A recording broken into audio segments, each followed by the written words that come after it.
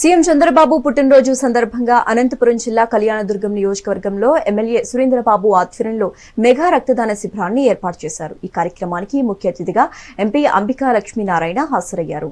నవ్యాంధ్రప్రదేశ్ నిర్మాత నారా చంద్రబాబుకి ఎమ్మెల్యే సురేంద్రబాబు శుభాకాంక్షలు తెలియజేస్తూ నియోజకవర్గంలో దాదాపు 10,000 మందితో రక్తదాన శిబిరాన్ని ఏర్పాటు చేసినట్లు పేర్కొన్నారు.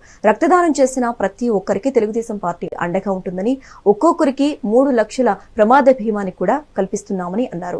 జగన్ ఎన్ని పాదయాత్రలు చేసినా రాష్ట్రంలో మరో 15 సంవత్సరాలు ఎన్డీఏ కూటమి అధికారంలోకి వస్తుందంటున్న ఎమ్మెల్యే సురేంద్రబాబుతో మా ప్రతినిధి రవితేజ ఫేస్ టు ఫేస్. ముఖ్యమంత్రి నారా చంద్రబాబు నాయుడు జన్మదిన వేడుకలు రాష్ట్ర వ్యాప్తంగా అంగరంగ వైభవంగా నిర్వహిస్తున్నారు. ప్రస్తుతం కళ్యాణదుర్గం ఎమ్మెల్యే అమిలేని సురేంద్రబాబు ఆధ్వర్యంలో మెగా బ్లడ్ క్యాంప్ నిర్వహిస్తున్నారు.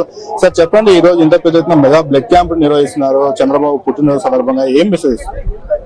ఈ రోజు చంద్రబాబు నాయుడు గారి జన్మదిన సందర్భంగా మొత్తం మా కళ్యాణదుర్గం ప్రాంత ప్రజలందరూ కూడా ఈరోజు రక్తదానానికి ముందుకు రావడం, రక్తదానం ఇవ్వడానికి ముందుకు రావడం అంటే గొప్ప విషయం.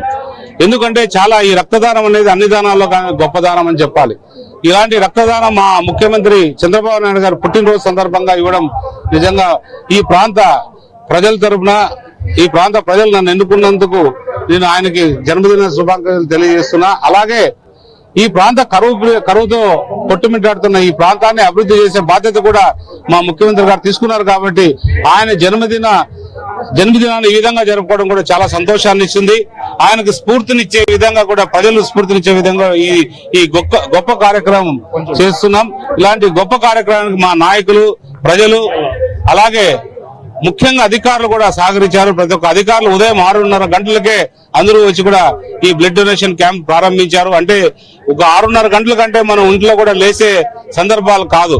అయినా కూడా ఉత్సాహంగా వచ్చి ఈ రోజుకి ఇప్పటికే నాకు తెలిసి ఎంతో 2,000 దాకా అయింది.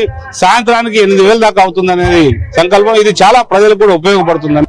నారా లోకేష్ పార్టీలో 2వ ప్లేస్ లో ఉండి నెంబర్ 1 ప్లేస్ కి జాతీయ కార్యదర్శి అయ్యాడు. టీడీపీలో ఎలాంటి ఉత్సాహం నెలకొంది?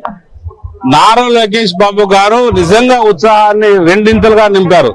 ఎందుకంటే నిరంతరం నిత్యం ప్రజల కోసం శ్రమిస్తూ పార్టీ నాయకులు, కార్యకర్తలు క్షేమ గురించి ఆలోచన చేసే వ్యక్తి నారా లోకేష్ బాబు గారు. అలాంటి గొప్ప వ్యక్తి ఈరోజు జాతీయ అధ్యక్షుడు కావడం నిజంగా చాలా గర్వంగా ఉంది. అలాంటి శక్తివంతమైన నాయకుడి మధ్యలో పనిచేయడానికి మేము కూడా చాలా సంతోషంగా ఉన్నాం.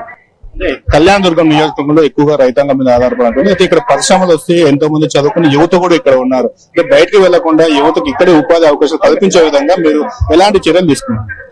ఖచ్చితంగా అప్పుడే ఆర్థికంగా కళ్యాణదుర్గం ప్రాంతం కొంతగా బలపడుతుంది. మీరు అనేది కరువు ప్రాంతం అనేది వాస్తవం. రైతులు 195% మంది రైతులు వ్యవసాయం మీద ఆధారపడి కూడా వాస్తవమే. కాకపోతే 2018లో చంద్రబాబు నాయుడు గారు ఏదైతే భైరవంతిప ప్రాజెక్టు ఉందో దాన్ని భూమిపై చేసినది వాస్తవమే. 2019లో గవర్నమెంట్ మారుతూ ఏ పని చేయకోకుండా ఎక్కడికక్కడ వదిలేయడం, పూర్తిగా రైతులందరినీ కూడా నట్టేటి ముంచిన ప్రభుత్వం జగన్ రెడ్డి ప్రభుత్వం. అలాంటి ప్రభుత్వం నుంచి మరియు కూడా మన పనులన్నీ కూడా బీటీపీ పనులన్నీ కూడా ప్రారంభమైనాయి. నిజంగా ఈ గొప్ప నాయకుడు, ఎందుకంటే ఆయనకు తెలుసు కళ్యాణదుర్గంలో ఏం అవసరం అనే ఉద్దేశంతోనే ఈరోజు బీటీపీ పనులు కూడా పునఃప్రారంభానికి శ్రీకారం చుట్టారు.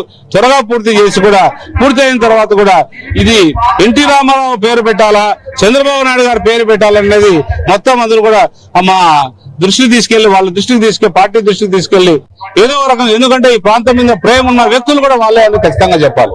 స్థానిక యువతకి ఎలాంటి ఉపాధి అవకాశాలు కల్పించే విధంగా నియోజకవర్గంలో పరిశ్రమలు ఎలా తీసుకొస్తారు? ఖచ్చితంగా పరిశ్రమలు కూడా రాబోతున్నాయి. ఎందుకంటే మనకి 1,200 ఎకరాల స్థలం ఉన్నా కూడా దానికి సరైన అప్రోచ్ రోడ్ లేదు. ఆ అప్రోచ్ రోడ్ ని తీసుకుపోయే బాధ్యత కూడా తీసుకుంటున్నాం. అది ఎప్పుడైతే అప్రోచ్ రోడ్ వస్తాయో చాలా పరిశ్రమలు రెడీగా ఉన్నాయి. ఉపాధి కూడా చాలా మందికి కూడా దొరుకుతుంది. అది కూడా త్వరలో, అంటే ఎన్ని రోజులు అవుతుంది అనేది ఖచ్చితంగా సమయం చెప్పలేను, కానీ ఖచ్చితంగా అయితే ఆ పని మీద త్వరగా పూర్తి చేస్తాం. ఒక పక్క లోకేష్, చంద్రబాబు నాయుడు అభివృద్ధిలో కూటమి ప్రభుత్వం ముందుకు తీసుకెళ్తుంటే జగన్మోహన్ రెడ్డి మాత్రం పాదయాత్ర చేపట్టి మరోసారి అధికారం చేపడతామంటున్నారు. పాదయాత్ర చేపట్టినా, ఇంకొక యాత్ర చేపట్టినా ఇది భయపడే సందర్భం కాదు. ఇంతకు ముందు పొరపాటు పడ్డారు ప్రజలు.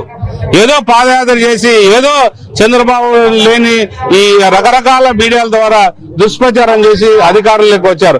ఒక్కసారి అధికారం అంటే అధికారం ఇచ్చారు. ఆ అధికారం అక్కడితో అయిపోయింది. అభివృద్ధి చేశారు, ఏమీ చేయలే, పూర్తి నాశనం చేశారు రాష్ట్రం అనేది ప్రజలందరికీ తెలుసు. ఈ అభివృద్ధి కావాలంటే ఎన్డీఏ కూటమితోనే అది సాధ్యం. చంద్రబాబు నాయుడు, పవన్ కళ్యాణ్ గారు, నరేంద్ర మోడీ గారి సహకారంతోనే ఈ అభివృద్ధి ఉంటుంది అనేది ఖచ్చితంగా చెప్పగలుగుతాం. ఇది కళ్యాణ్ దుర్గం ఎమ్మెల్యే అమిలేని సుధీరబాబు చెప్పిన పరిస్థితి. ఎన్డీఏ కూటమి ప్రభుత్వంతోనే రాష్ట్రంలో అభివృద్ధి పనులు కొనసాగుతాయని చెప్తున్నారు. ఏదైతే కళ్యాణ్ దుర్గం నియోజకవర్గంలో ఎక్కువ రైతాంగం మీద ఆధారపడుతున్నారో, అయితే ఇక్కడే పరిశ్రమలు స్థాపించి పరిశ్రమలు తీసుకువచ్చి స్థానిక యువతకు కూడా ఉద్యోగ అవకాశాలు కల్పిస్తామని చెప్పేసి ఎమ్మెల్యే సుధీరబాబు చెప్తారు. కెమెరామెన్ అఖిల్తో రవితేజ, మెగా9 న్యూస్, కళ్యాణ్ దుర్గం. ఆంధ్రప్రదేశ్ నిర్మాత ముఖ్యమంత్రి నారా చంద్రబాబు నాయుడు జన్మదిన వేడుకలు రాష్ట్ర వ్యాప్తంగా అంగరంగ